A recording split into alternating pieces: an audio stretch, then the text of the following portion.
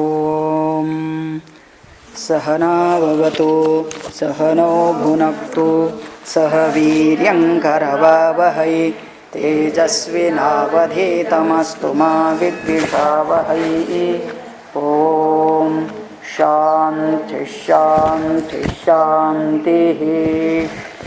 चरितं रघुनाथस्य शतकोटिप्रविस्तरम् एकैकमक्षरं पुंसां महापातकनाशनं वाल्मीकिगिरिसम्भूता रामं भुवनिधिं गता।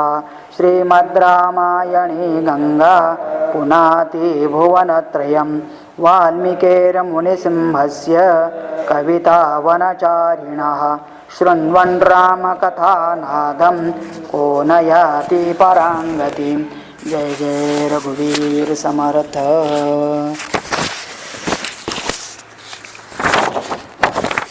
बालकांडे अथ दशमः सर्गः। सुमन्त्रश्चोदितो राज्ञा प्रोवाचेदं वचस्तदा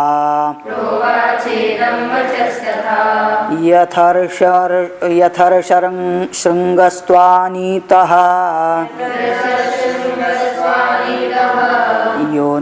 येनोपायेन मन्त्रिभिः तन्मे निगदितं सर्वं शृणु मे मंत्रिभिः सह। तभी पिछले ही इसके अंदर सर्ग के अंदर सुमंत्र के द्वारा राजा दशरथ को ऋष्यशृंग मुनि के बारे में उनके पूर्व शांता के साथ विवाह की कथा बताई गई थी और कैसे वो राजा उस अन्य राजा के देश में जाने से यज्ञ करने से वहाँ उनके पास जो दुर्भिक्ष था वो समाप्त होकर के कितने सुबत्ता आ गए करके ऋष्यशृंग का वो महात्म्य। तो सुमंत के द्वारा वही सजेशन किया जाता है कि आप भी हे राजा यदि ऋष्यशृंग को अपने देश में लेके आते हैं और उनके द्वारा ही यह यज्ञ संपन्न करते हैं तो फिर आपको पुत्र प्राप्ति जरूर होगी। इस प्रकार से वह जब बताते हैं तो अभी आगे राजा की आज्ञा पा करके सुमंत क्या करते हैं। सुमंत्रः चोदिताः राज्ञा प्रोवाच इदं वचः। सुमंत के द्वारा यह कथा बताने के बाद ऋष्यशृंग की कथा बताने के बाद राजा ने आज्ञा दी है। राजा बोलते हैं यथा ऋषि शृंगः त्वा आनीतः येन उपायेन मंत्रिभिः। जैसे रोमपाद ने अपने मंत्रियों के द्वारा ऋष्यशृंग जी को उनके रोमपाद ने अपने राज्य में बुलाया था तो तन्मे निगदितं सर्वं शृणु मे मंत्रिभिः सह। तो हे सुमंत आपने जैसे बोला हमने सब मंत्रियों के साथ सब कुछ सुन लिया है समझ लिया है। रोमपादमुवाचेदं सहमात्य पुरोहितः उपायो निरपायोऽयम् अस्माभिरभिचिन्तितः। हाँ तो रोमपादम् उवाच इदं सहामात्यः पुरोहितः उपायः निरपायः अयम् अस्माभिः अभिचिन्तितः। तो हम लोगों ने अभी एक उपाय सोचा है कि किस तरह से हम वो ऋष्यशृंग को अपने यहाँ लेके आ सकते हैं। क्योंकि ऋष्यशृंग वह ऋषि विभांड के पुत्र थे और वो हमेशा जंगल में रहते थे। जंगल मतलब सोच सकते हैं कि जैसे बहुत छोटे गांव में रहने वाले कभी शहर नहीं देखा जाता है और जैसे अभी देश में रहने वाले बहुत सारे विदेश नहीं देखते हैं। तो मतलब कल्पना तक नहीं, हम लोग को कल्पना तक नहीं कि अभी अमेरिका कैसी होगी, ब्रिटेन कैसे होगा। लोगों से कम सुनते तो है, लेकिन उनके लिए बाहर के लोगों का आना जाना ही नहीं था। तो बाहर के दुनिया में क्या था इसके बारे में कोई बोलने वाला नहीं था न उनको कोई किसी से संपर्क था। तो ऐसे उन मुनि को अपने यहाँ लेके आना ये कैसे और कब सिद्ध हो सकता है, पॉसिबल हो सकता है? तो कहते हैं ऋष्यशृंगो वनचरः तपस्वाध्याय संयुतः अनभिज्ञस्तु नारीणां विषयाणां सुखस्य च। ऋष्यशृंगः वनचरः, वनचरः मतलब हमेशा वन में ही विचरण करने वाले, वन में ही रहने वाले थे। तो जैसे हम लोग वनचर पक्षी को कहते हैं, तो ऐसे इनको भी वनचर कहा है कि मतलब जो वन में, वने चरती थी वनचरः, वन में रहने वाले। तो क्या करते थे वहाँ?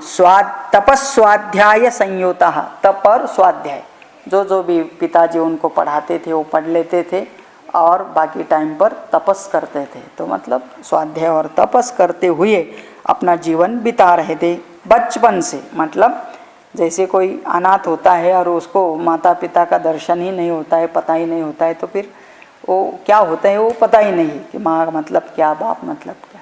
ऐसे इनके लिए वन में रहते हैं। माँ तो बहुत जल्दी चले गई, एक अकेले पिताजी थे सामने, और फिर पिताजी तो हमेशा जप तप में लगे रहते थे, तो इनको भी ऐसे पढ़ाया। इसलिए अनभिज्ञस्तु नारीणाम, और विशेष करके एक पुरुष मतलब पिताजी सामने उतना ही देखा था, स्त्री मतलब महिला कैसी होती है इसका बिल्कुल उसको दर्शन ही नहीं था। और फिर महिला का सुख क्या होता है, उनसे बात करने का क्या मतलब होता है, ये कुछ भी उनको पता नहीं था। और इसलिए इंद्रियार्थैरभिमतैः नरचित्तमप्रमाथिभिः पुरमानाययिष्यामः क्षिप्रं चाध्यवसीयताम्। तो ऐसे इंद्रियार्थैः अभिमतैः नरचित्त प्रमाथिभिः।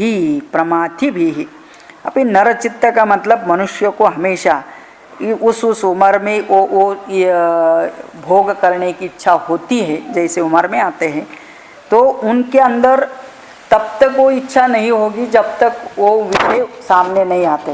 हर ये चीज़ का एक क्या होता है, जब तक हम देखते नहीं तब तक उसकी इच्छा होती नहीं किसी भी। इसलिए एडवर्टाइजमेंट का दौर चला है कि आदमी को यदि कोई भी चीज़ इच्छा होनी है तो पहले वो चीज़ क्या होती है पहले उसको दिखाओ, उसका उपयोग क्या होता है बताओ करके। तो ऐसे इनको फिर जब तक हम समाज नहीं दिखाएंगे तब तक इनको उनकी इच्छा नहीं होगी। तो अभी आपको याद रखने का है, ऋष्यशृंग बचपन से ही ऐसे ब्रह्मचारी रहे, इतना तपस किया, और वो पैदा ही जंगल में एक ऋषि के घर में हुए। तो वो उनके अंदर कुछ ऐसी सिद्धियां हैं, ऐसे एक शक्ति है।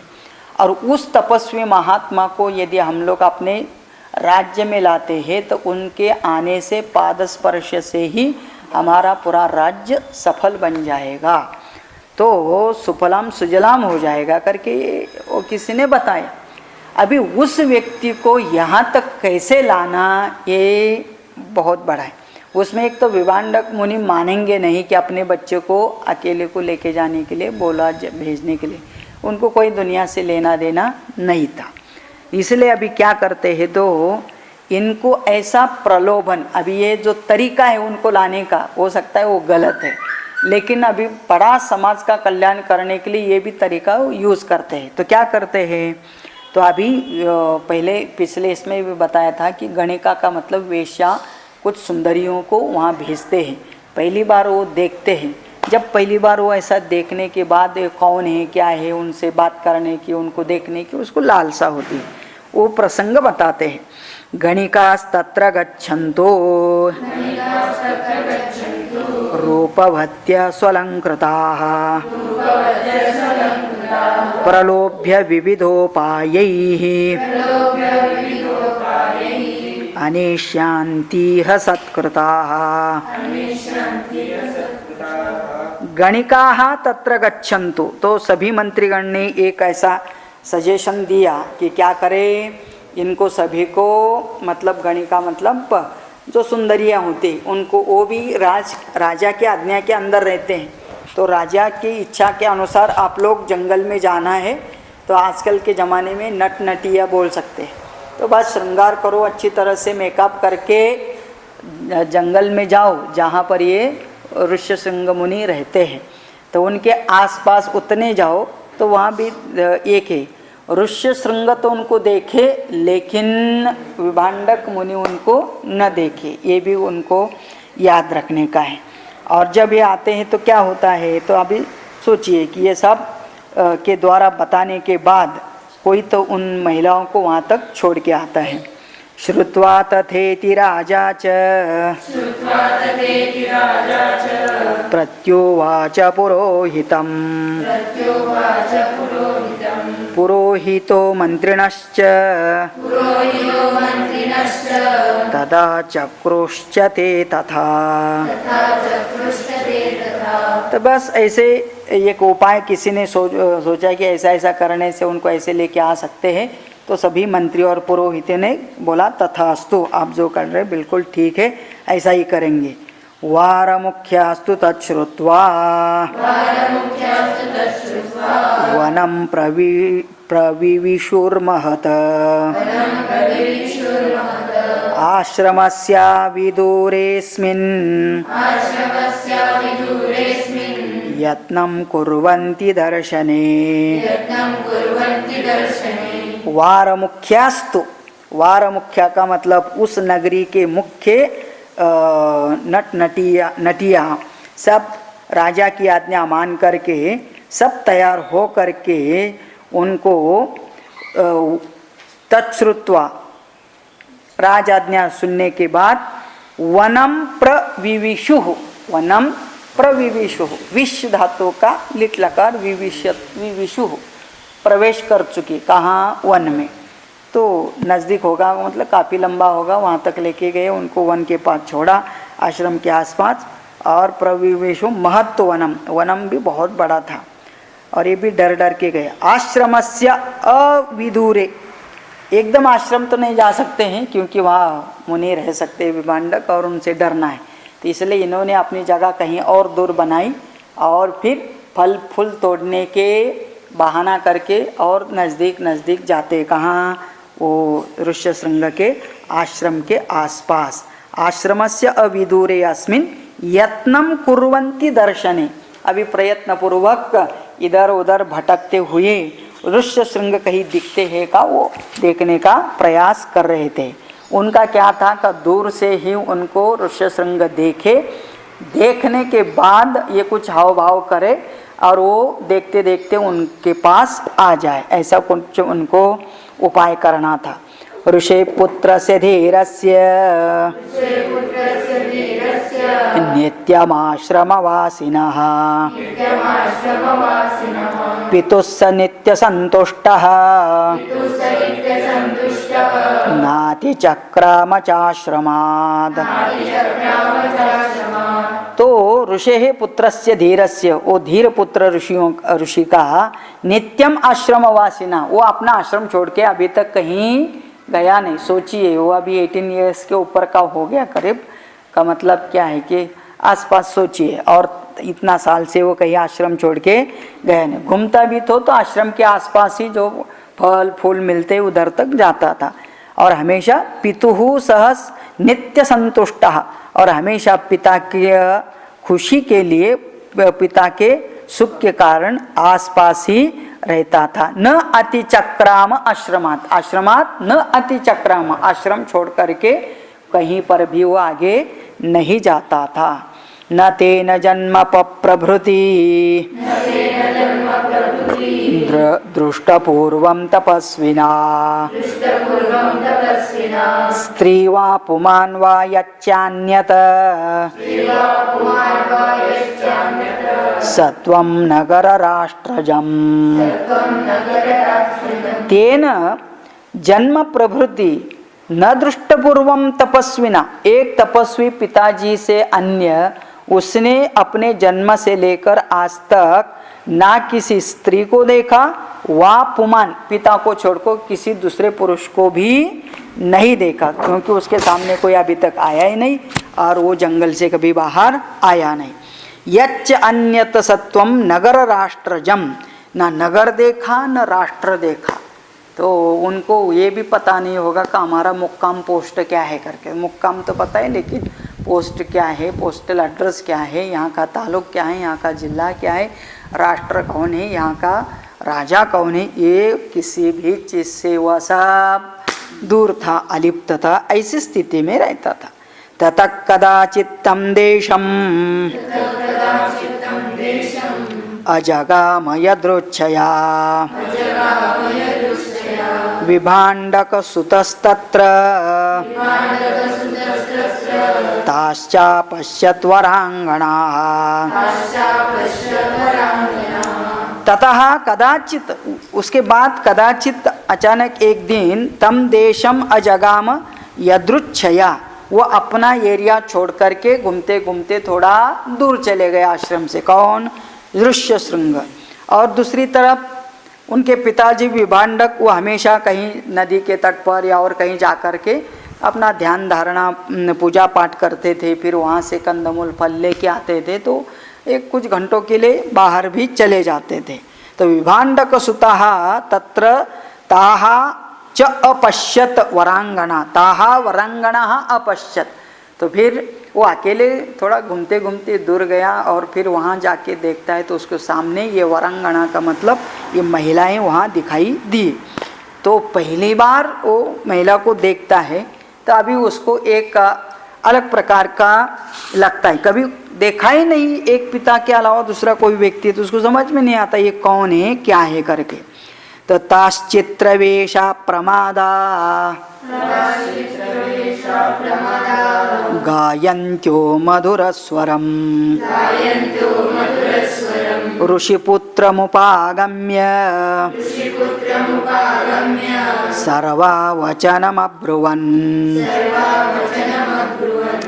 तो ताहा, ताहा मतलब वरांगना, वो महिला, चित्रवेशाः प्रमादाः, चित्रवेशा का मतलब अलग अलग ड्रेस डाले हुए, प्रमादाः यंग लेडीज और बहुत सुंदर दिखती थी, गायन्त्याः मधुरम और मधुर स्वरम, गा भी रही थी अलग अलग गाना, कब मिलोगे ऐसा बोले ना, तो मतलब क्या है, कुछ तो अच्छी तरह से अच्छा स्वर में गा रहे थे। ये सब ऋष्यशृंग ने दूर से देखा।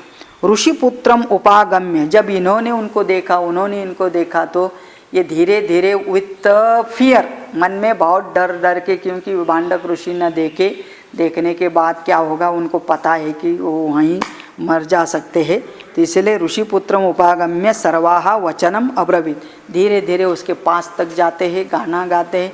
अब ये भी हम समझ सकते हैं कि वो कोई भाषा भी नहीं समझता था दूसरी वाली, जो भी पिताजी बोलते थे और उनकी जो भी भाषा होगी करके, लेकिन ये गाना सुनने में तो अच्छा लगता है, इसलिए आसपास तो चले जाए। और एक पास में जाने के बाद वो भी बड़ा आश्चर्य से देख रहा है ये कौन है, कहाँ से आए करके। कस्त्वं किं वर्तसे ब्रह्मन् ज्ञातुमिच्छामहे वयम् एकस्त्वं विजने दूरे वने चरसि शंसनः। कस्त्वं किं वर्तसे ब्रह्मन्, हे ब्रह्मन्, हे तेजस्वी महापुरुष, आप कौन हैं, इधर अकेले कैसे रहते घूमते हैं। ज्ञातुम इच्छामहे वयम, आपके बारे में हम सब कुछ जानना चाहते हैं। एकस्त्वं विजने दूरे वने, आप अकेले हो और ऐसे विजन जहाँ दूसरे कोई लोग नहीं रहते हैं, ऐसे विजन प्रदेश में वन में चरसी शंसनः, आप कैसे यहाँ अकेले रहते हैं, इसके बारे में आप हमको कुछ बताइए। ऐसा इन महिलाओं ने उससे संवाद शुरू किया। अदृष्टरूपांस्तांस्तेन काम्यरूपावने श्रियः हार्दात्तस्य मतिर्जाता आख्यातुम पितरम स्वकम। तो अदृष्ट रूपाः, ये जो रूप देखा, ये महिलाएं देखा, तो अभी इसके पहले कभी देखा नहीं था।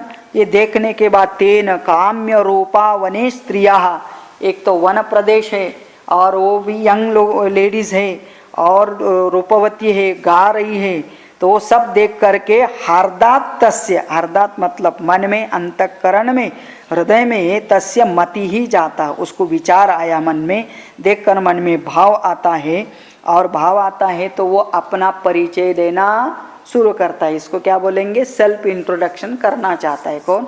ऋष्यशृंग स्वयं। आख्यातुम पितरम स्वकम, मेरा पिताजी कौन है, मैं कौन हूँ, मतलब वो दोनों ही थे, दोनों के बारे में बता सकते हैं, और तीसरा तो कोई है ही नहीं वहाँ। तो आख्यातुम पितरम स्वकम, अपने पिताजी का परिचय देना शुरू किया और बताता है। पिता विभाण्डकोऽस्माकं तस्याहं सुत औरसः ऋष्यशृंग इति ख्यातं नाम कर्म च मे भुवि। तो पिता विभाण्डकः अस्माकं, अभी वो बहुवचन में बोलता है। बड़े लोग होते हैं ना, तो अपने आप को हम लोग, हम ऐसा बोलते, मैं ऐसा नहीं बोलते। तो फिर वो भी बोल रहा है कि तो हमारा पिताजी विभाण्डक है। तस्याहं सुतः औरसः, मैं उनका अकेला पुत्र हूँ, औरस पुत्र हूँ।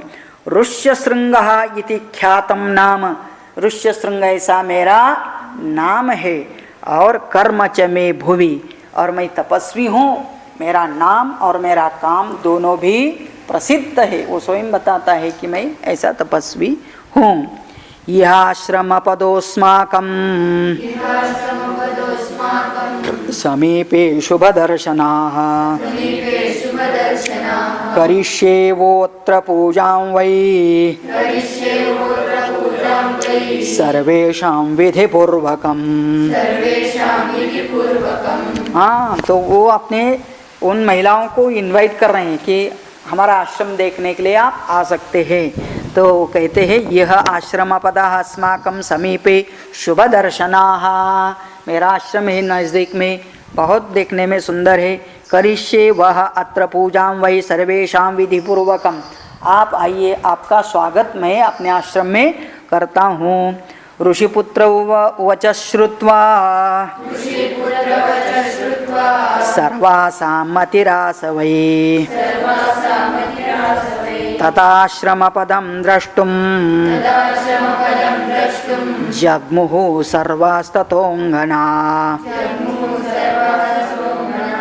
हाँ, ऋषिपुत्र वचः श्रुत्वा, उस ऋषि के पुत्र का वचन सुन करके, कौन? वो सब वीरांगना महिला, और क्या करते हैं तो सर्वासां मतिरासवै तदाश्रम पदम द्रष्टुम, फिर सबकी इच्छा हो गई कि हम भी जाकर के उनका आश्रम देख के आए। ये तो गए थे उसी काम के लिए, उसको भूल भुलाया करना है, अपने प्रेम के जाल में फंसाना है, और फिर कैसा भी करके उसको इस राजधानी में, इस राज्य में लेके आना है। तो इसीलिए वो थोड़ा बहुत इंडिकेशन देता है, आओ आश्रम देखो, तो वो भी उसके साथ खुशी खुशी से जाते हैं सब लोग। तदा आश्रम पदम द्रष्टुम जग्मुः सर्वाः ततो अंगना, वो सभी स्त्रियां वहाँ उसको आश्रम देखने के लिए उसके साथ चले जाते हैं। गतानां तु ततः पूजां ऋषिपुत्र चकारः इदमर्घ्यमिदं पाद्यं मूलं फलं च नः।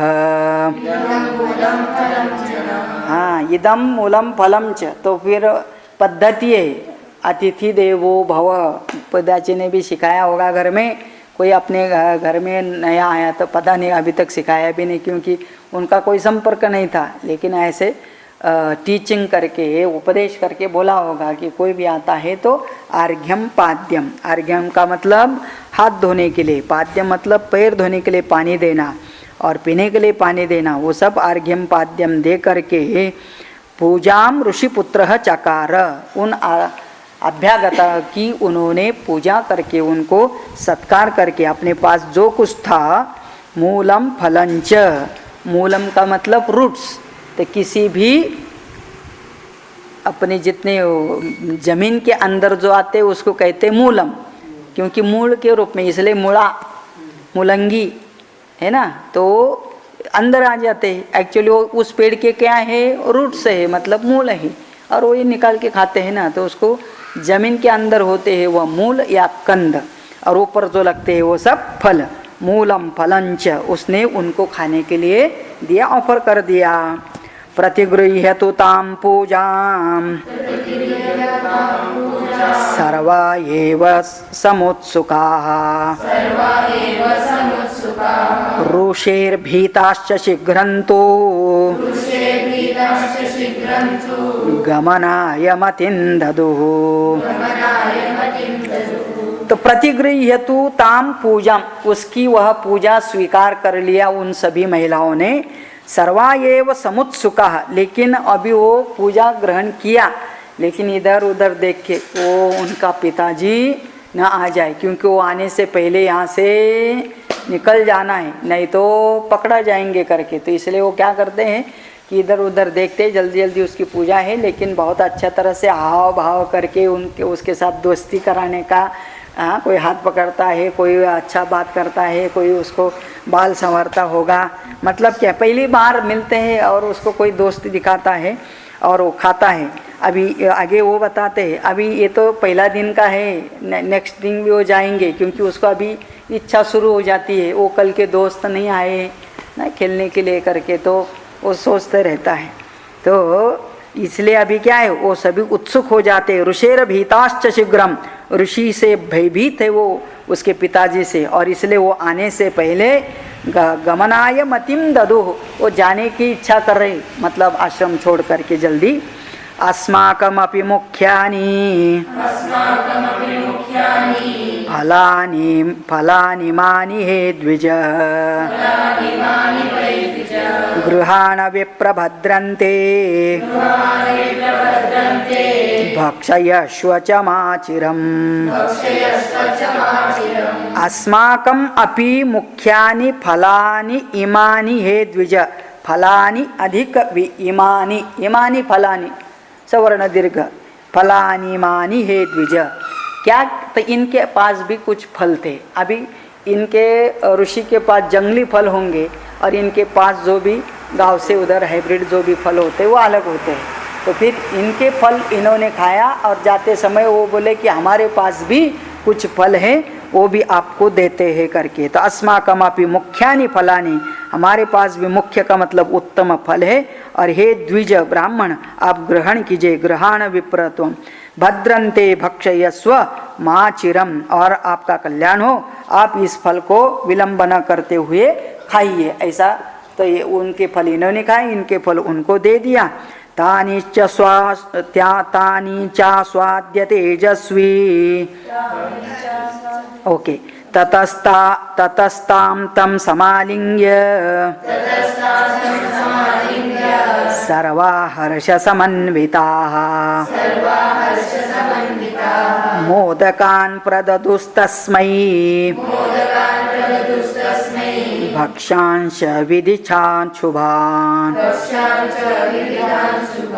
ततः ताः तं समालिंग्य, एक एक उसको जाकर के आलिंगन देते हैं, मतलब उसके साथ हाव भाव दिखा करके क्रीड़ा करते हैं। सर्वाः हर्ष समन्विता, पूरा वातावरण हर्षमय बना दिया। और गृहाण विप्र मोदकान प्रददुः, उनके पास लड्डू भी थे, अतः घर से सब कुछ तैयारी से आए थे अलग अलग बना करके। और मोदकान प्रददुः तस्मै भक्षान, अलग अलग प्रकार की भक्ष्य दिया।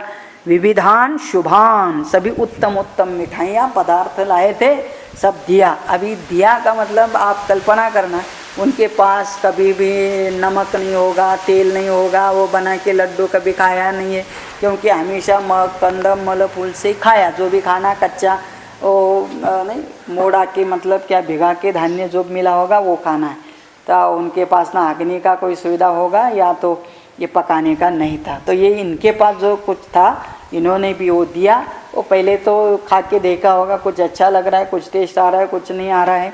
ब्लैक टी पीना है, दूध का टी नहीं चलता है, तो मतलब क्या है, जंगल में रहने वाले का एक अलग अलग आदत ही होती है और उसके अनुसार वो, हाँ, तो सब उसने क्या किया, तो स्वाद लिया। तानि च स्वासद्य तेजस्वी फलानीति स्म मन्यते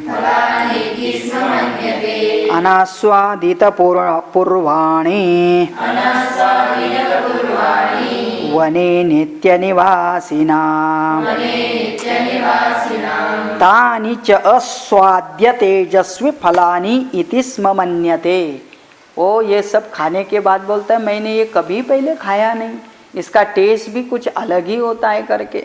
तो वो सब खा करके अनास्वादित पूर्वाणि, पूर्वाणि अनास्वादितानि, इसके पहले ऐसा कभी स्वाद हमने देखा नहीं, क्योंकि हम वने नित्य निवासी नाम, हमेशा वन में रहने वाला, ये इस प्रकार का यह चीज़ कभी खाया नहीं करके वो भी उसने खा के देखा।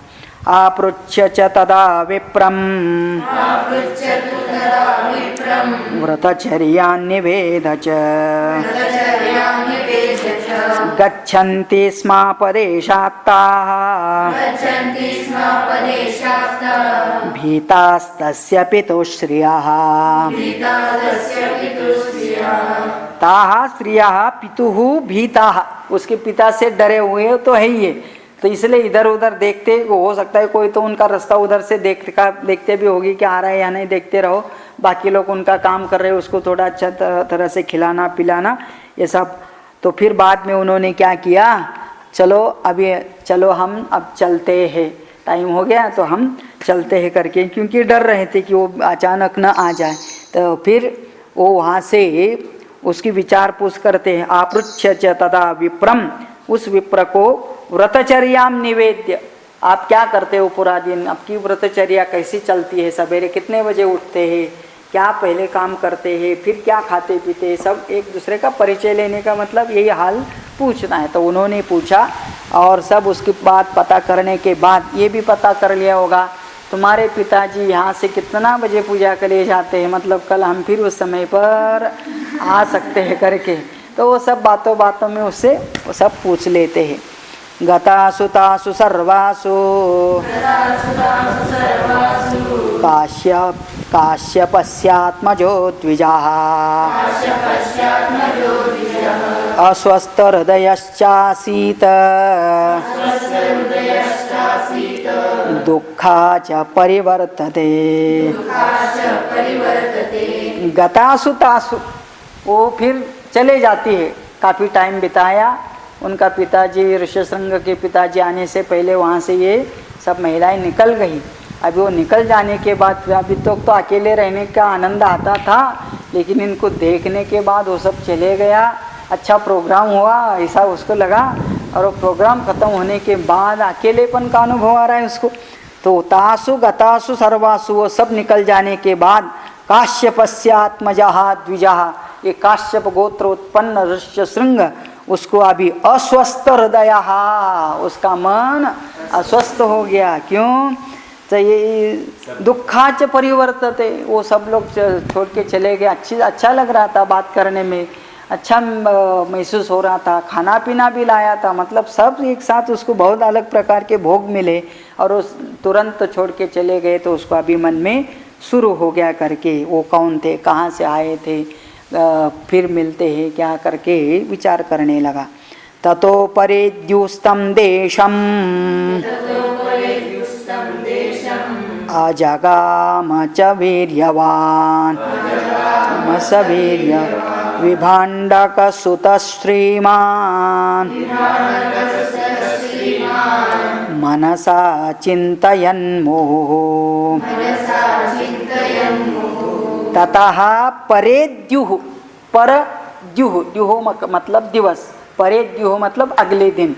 तो वो एक दिन तो कैसे बिता लिया, हो सकता है रात में वो ठीक तरह से सोया भी नहीं है, सोया तो उसको स्वप्न में भी वो सब दृश्य आया होगा, और इसलिए अगले दिन होते ही फिर वो अपना नित्य कर्म करने के बाद जहाँ घूमते घूमते ऋष्यशृंग ने उन महिलाओं को देखा था, आज भी वो उधर ही चलता है उसी एरिया में।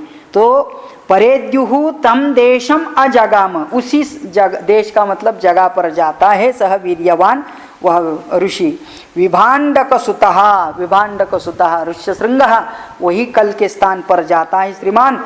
मनसा अचिंतयन मोह, मन में कल क्या हुआ, किसको देखा, कैसे लगा, यही मन में चिंतन करते हुए वहाँ तक जाता है।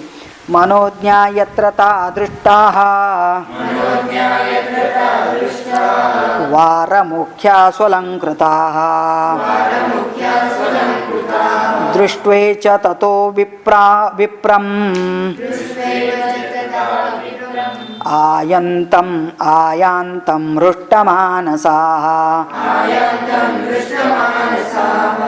तो फिर मनोज्ञः यत्र ताः दृष्टाः, मनोज्ञः उसके मन को बहुत अच्छा लगने वाले मनोहरी रूप वाली वो सब स्त्रियाँ, वारमुख्या, वारमुख्या मतलब सभी आभूषणों से या वो वेश्या बहुत स्वलंकृता, अपने अपने सभी अलंकार से युक्त ऐसी मनोहरी दिखने वाली वो स्त्रियाँ अभी देख रहा था। वो उस एरिया में जाया और इधर उधर देख रहा था। तो आप क्या समझते हैं, वो भी ऐसे ही कर रहे थे, वो भी उसी एरिया में, उनको पता था ये कल भी इधर ही आएगा, क्योंकि उनको भी साइकोलॉजी पता होगी करके एक बार देख लिया तो बार बार देखने का मन हुआ तो फिर उधर आएगा। तो ये पहले ही उस जंगल में आ चुकी थी सब, और अलग अलग पेड़ के पीछे खड़ा होकर के देख रही होगी कि आता है या नहीं करके। तो दृष्ट्वा एव च ततः विप्रम आयान्तम, उस विप्र को आए हुए इन्होंने भी देख लिया सभी स्त्रियों ने, और इसलिए हृष्टमान सभी लोग वहाँ उनको देखने के बाद हृष्टमानसाहा, उन महिलाओं को भी मन में खुशी हो गई, क्योंकि उनको ये टास्क दिया था, काम दिया था कि आप उस ऋष्यशृंग को उसला पुसला करके अपने जाल में फंसाना है और कैसे भी करके उसको जंगल से बाहर लेके आना है। और इसलिए उनको तो वो भी खुशी हो गई कि हाँ कल का मतलब प्रोग्राम अच्छा हुआ, उसका परिणाम भी हुआ, और उसको देख करके वह बाहर उस तरफ तक आया। तो फिर अभी क्या करते आगे, उपसृत्य ततः सर्वाः तास्तमूचुरिदं वचः। हाँ, ये ह्याश्रमपदं सौम्य अस्माकमिति चाब्रुवन्। उपश्रुत्य ततः सर्वः, तो फिर वो देख लिया कि आया है करके सबको फिर बता दिया। सभी मिल करके ऊपर जितने भी था उसके आसपास आते हैं और फिर मिलते हैं, कल की बातें फिर करते हैं। तम ऊंचू, और सभी मिल करके वच धातु ऊंचू, वो सब लोगों ने बोला, क्या बोला, इदम वचः, क्या वचन बोला, ये ही आश्रम पदम अस्माकम इति। हे सौम्य, हे प्रिय ऋष्यशृंग, ये ही प्लीज आइए, कहाँ, अस्माकम आश्रम पदम, हमारे आश्रम में आए। हम कल आपके आश्रम में आए ना, आज आप हमारे आश्रम में आओ। यहाँ नज़दीक ही है हमारा आश्रम। अब इनका क्या आश्रम था, तो ये कहीं तो टेंट डाल के वहाँ बैठे थे, तो मतलब क्या है, जोट मोट का आश्रम बना लिया था कुछ दिन के लिए, तो फिर उसको अपने आश्रम में लेके आते हैं। तो वो भी उसको अच्छा लगने लगा करके, तो ठीक है चलो नज़दीक है तो आपके आश्रम में चले जाएंगे, तो इसलिए वो भी आ जाता है। आने के बाद क्या करते हैं, चित्राण्यत्र बहूनि स्युः मूलानि च फलानि च तत्राप्येष विशेषेण विधिर्हि भविता ध्रुवम्। चित्राणि अत्र बहूनि स्युः मूलानि च फलानि च। पहले उन्होंने मूलानी फलानी अलग अलग कंदमूल फल सब लाके रखे थे। कैसे थे, चित्राणी, चित्र का मतलब विचित्र, विचित्र का मतलब विविध प्रकार के फल। कुछ उसको पता थे ऐसे भी और कुछ नहीं थे ऐसे। एक्सपोर्ट अपने इम्पोर्टेड भी होते हैं ना कुछ, हाँ, तो इम्पोर्टेड होते तो हम भी पहली बार देखते हैं कैसा एप्पल है, ये तो हमारा तो ऐसा रहता था, ये तो ऐसा वाला है करके। एक नाम कीवी है करके, उसका नाम फ्रूट्स का नाम ही कीवी है। अभी कीवी बोलने से एक पक्षी का नाम है, वो न्यूजीलैंड में मिलता है और इसलिए उनको कीवी बोला जाता है, तो उधर से आया हुआ ये फ्रूट्स है। तो ये कोई बोलते हैं, तो ये अलग अलग प्रकार के फ्रूट्स अभी इस देश के उस देश में जा रहे हैं, उस देश के इस देश में आ रहे हैं। तो ऐसे भी उन्होंने अपने गांव की तरफ से फल फूल लेके गए और चित्राणी सब दिखाए, तो वो सब देखते हुए उसको ऑफर किया, खाइए। चित्राणि अत्र बहूनि स्युः मूलानि फलानि च तत्र अपि एषः विशेषेण विधिर्हि भविता ध्रुवम। फिर उन्होंने क्या कर दिया, तो अलग तत्रापि एषः विशेषेण, अलग अलग विशेष रूप से उसका प्रबंध किया, विधि विधान किया, स्वागत किया, बहुत अलग प्रकार से भविता ध्रुवम। श्रुत्वा तो वचनं तासां सर्वासां हृदयगमं गमनाय मतिं चक्रे तंच निन्योस्तदा श्रियः। यही है ना? हाँ, तो श्रुत्वा तो वचनम तासाम, उनका वचन सुना ना अभी, चलो हमारे आश्रम में तो करके तो निकल पड़ा। सर्वासाम हृदयगमम गमनाय मतिम चक्रे, वहाँ जाने के लिए उसने भी मन बना लिया। निन्युहु तथा श्रियः, तो निन्युहु तो नी धातु का निन्युहु, तो उन्होंने वहाँ उनको लेके गया अपना आश्रम में। तत्र चानीयमाने तो विप्रे तस्मिन् महात्मने ववर्ष सहसा देवः जगत् प्रह्लादयंस्तदा। तत्र च आनीयमाने तो विप्रे तस्मिन् महात्मनि ववर्ष सहसा।